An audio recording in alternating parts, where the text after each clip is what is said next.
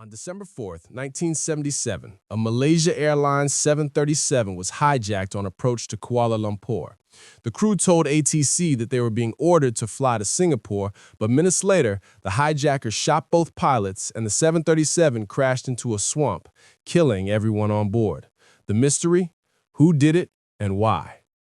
Before MH370 disappeared in the Indian Ocean, before MH17 was shot down over Ukraine, Malaysia Airlines was known for a different, equally mysterious tragedy: the hijacking and crash of Flight 653, a Boeing 737-200, on a short domestic flight from Penang to Kuala Lumpur. Who exactly was behind the incident and why they crashed the plane remain unknown to this day. What follows is my best attempt to fit together all the known facts, weed out the misinformation, and clarify the debate about what might have happened. For a long time, the discussion of the crash was muddied by the fact that the final report on the incident was never publicly released by the Malaysian government. That changed in 2019 when a Malaysian blogger found a copy of the report in a library in Singapore and republished verbatim its findings, including the cockpit voice recording which was appended to the report. Last time this crash was mentioned on r/Unresolved Mysteries, this information was unavailable, and in light of the revelations of the CVR transcript, much of the content of that post appears to have been misleading or outright wrong. The following is the sequence of events as revealed by the cockpit voice recording and other reliable sources of information, followed by an analysis of the possible suspects. Part 1. The flight. Malaysia Airlines system, as Malaysia Airlines was then known in 1977, operated most of its short domestic flights using the Boeing 737-200, a popular workhorse aircraft that could carry about 100 passengers. One such aircraft, photo, was used for Flight 653, a short, popular route from the northwestern city of Penang to the capital, Kuala Lumpur, and then onward to Singapore. On the 4th of December 1977, there were 93 passengers and 7 crew on board, led by Captain G.K. Ganjor and First Officer Karamuzzaman Jali. Among the passengers were citizens of 14 different countries, including the Malaysian Agriculture Minister, 2 World Bank officials, and the Cuban ambassador to Japan. Several of these figures would find themselves, posthumously, caught up in the intrigue that followed the crash. Flight 653 departed Penang at 1921 and climbed normally to its cruising altitude, which it held for a short time before beginning its descent into Kuala Lumpur. The descent was completely normal until around the time the plane passed through 4,000 feet, just minutes from landing. It was at that point that some sort of commotion in the passenger cabin or the galley attracted the attention of the pilots. Everything henceforth is quoted directly from the cockpit voice recording. The first sign of trouble is heard when Captain Ganjor exclaims, "What the hell is that?" followed moments later by, "What is going on by there, sick?" A knocking sound is heard on the cockpit door, and Ganjor says, "Open, it's open. Ask him to come in." At that time, the protocol was to assume that any hijacker's intention was to land the plane in another country in order to seek asylum or ransom the passengers, and pilots were expected to comply with hijackers' demands. If the hijacker threatened to blow up the plane, the pilots were not only expected, but were obligated to let the hijacker into the cockpit if he so desired. The hijacker now enters the cockpit and says one word: out. Confused by this, Captain Ganjor replies, you don't want us to land? Yes, out, the hijacker replies. Cut all radio contact now. I beg your pardon. Cut all radio contact now. Before complying, First Officer Jali informs Air Traffic Control that Flight 653 is going around, leaving the traffic pattern and climbing away from the airport. It's important for ATC to know what the plane is doing in order to prevent collisions. Where are we now? The hijacker asks. We are over Kuala Lumpur, both pilots answer, talking over one another. Cut all radio contact, the hijacker repeats.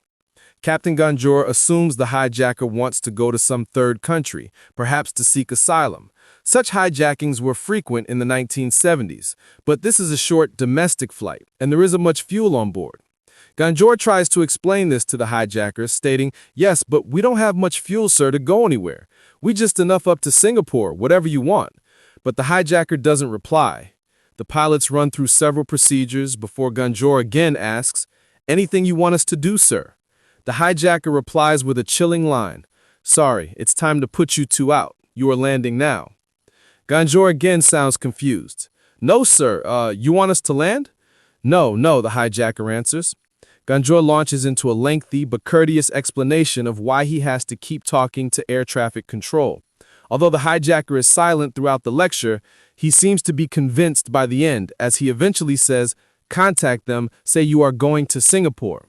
After Ganjor finishes apprising ATC of his intentions, the hijacker chimes in again to ask, with a please even, to lock the cockpit door.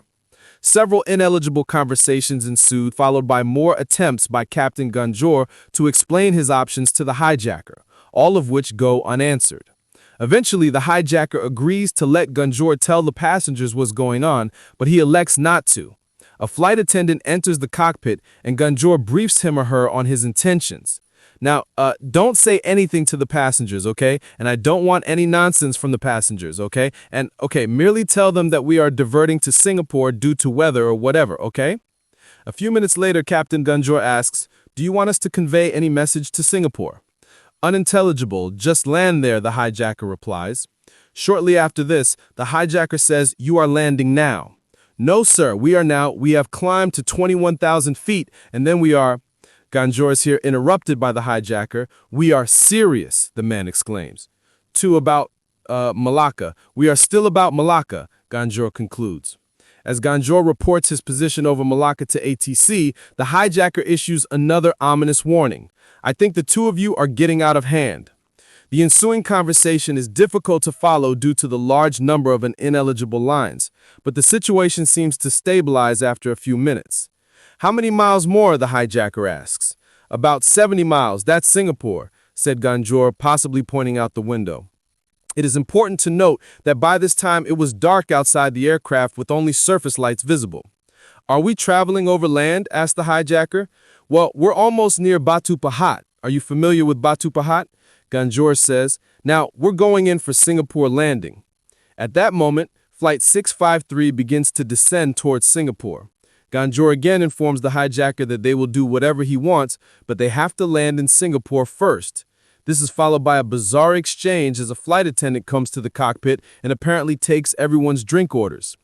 The hijacker then says something ineligible, to which Ganjor replies, "Whatever you say, sir. Everything is all right, sir. We're not going to do anything funny. No, never." At that moment, First Officer Jolly announces that they are passing through 11,000 feet.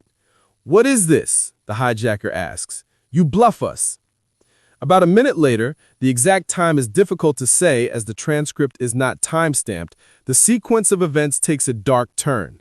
A bang suddenly erupts in the cockpit as the hijacker fires a gun, which is followed by a groan, probably from the first officer. "No, please don't," Captain Ganjor exclaims. Another gunshot rings out, and Ganjor screams, "No, please, no." Then the hijacker fires his gun a third time, and Ganjor says, "Please, oh," his words trailing off into a dying gasp. The transcript notes a loud thump, like that of something falling. Over the next approximately 40 seconds, no one speaks in the cockpit. The only sounds are an overspeed warning and a frantic flurry of knocking on the cockpit door. But within relatively short time, the overspeed warning stops, and the sound of something brushing against the microphone is clearly heard on the tape. And then someone says, "It won't come up." The transcript only notes that this is not the voice of either pilot, apparently suggesting that it is someone other than the original hijacker. "Who is in the cockpit?" "It still won't come up," someone says again. "It still won't come up." The overspeed warning comes back on, then turns back off. There are several ineligible lines, for which the transcript provides the annotation, "2 persons, possibly involved in a struggle." This is followed by a low-altitude alert, the sound of someone moving around, and an unintelligible utterance in an unidentified foreign language. The overspeed warning activates again, and then the tape abruptly ends.